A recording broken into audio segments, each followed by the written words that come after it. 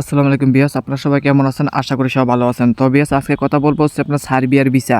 সার্বিয়ার ভিসার কিছু আপডেট দিব, আর বর্তমানে সার্বিয়ার পরিস্থিতি কী, এখন বর্তমানে সার্বিয়াতে আসলে কি আপনাদের কীরকম হবে।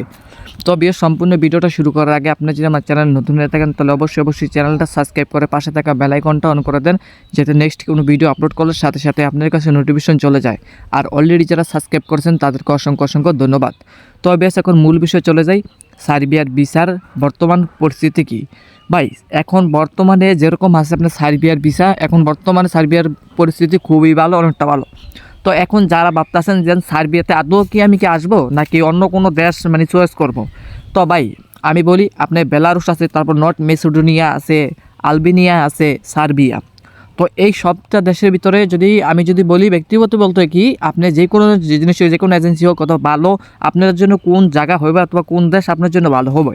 তো ভাই সার্বিয়া হচ্ছে এমন একটা কান্ট্রি, ঠিক আছে, সার্বিয়া দেশটা কিন্তু ভালো।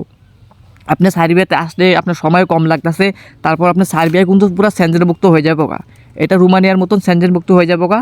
তো সার্বিয়াতে আপনারা আসতে পারেন। আর সার্বিয়াতে আসলে সুযোগ সুবিধা কীরকম ভাই? সার্বিয়াতে আসলে আপনি অনেক সুযোগ সুবিধা পাবেন। আপনি 1 বছর থাকলে আপনি টিআরসি পাবেন। তো টিআরসি পেলে আপনি তখন মনে করেন আপনি রিগেল ওয়েতে, ঠিক আছে, আপনি অন্য কোনো যদি বলেন যে না ভাই অন্য কোনো দেশে ঢুকতে পারবেন, আপনি সেনজেনভুক্ত দেশে আপনি এখান থেকে সার্বিয়া থেকে মুভ করতে পারবেন। আর সর্বশেষ কথা হচ্ছে আপনার সার্বিয়া থাকতে হইব।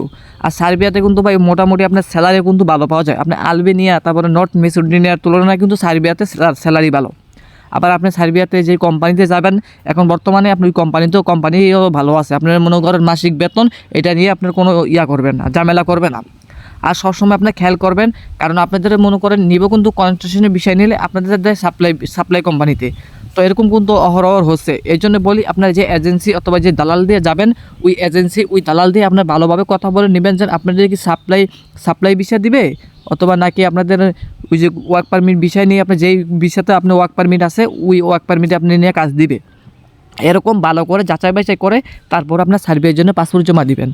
আমি প্রথমে বলি ভাই, সার্বিয়াতে আপনারা আসতে পারেন। এখন বর্তমানে সার্বিয়া খুব ভালো পজিশনে আছে। তো এখন যদি আপনারা আসেন তাহলে আপনাদের জন্য ভালো হবে। তো বেশ, আপনারা সবসময় বেশ এত কষ্ট করে ভিডিও করে চ্যানেলটা সাবস্ক্রাইব করে রাখেন। সার্বিয়ার সম্বন্ধে নেক্সট কোনো ভিডিও আপলোড করা হলে সাথে সাথে আপনার কাছে নোটিফিকেশন চলে যাবে। আর আপনারা এখন বর্তমানে সার্বিয়াতে আপনারা আসতে পারেন। সার্বিয়াতে আসলে আপনাদের ভালো হবে।